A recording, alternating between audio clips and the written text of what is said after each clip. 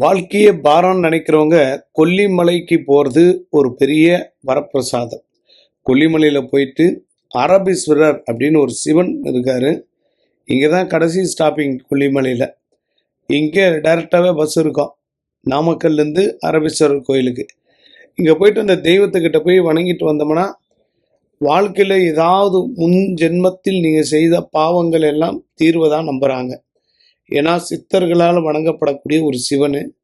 இந்த கொல்லிமலையில் ஆயிரக்கணக்கான சித்தர்கள் மறைந்து வாழ்வதாக சொல்லப்படுகிறது. சிவாலயத்துக்கு வர்றது, சிவனை வணங்குவது, சிவன்கிட்ட வரம் கேட்பது எல்லாமே அவனின்றி ஓரளவும் அசையாது. நிறைய மக்கள் தேடி வர்றாங்க.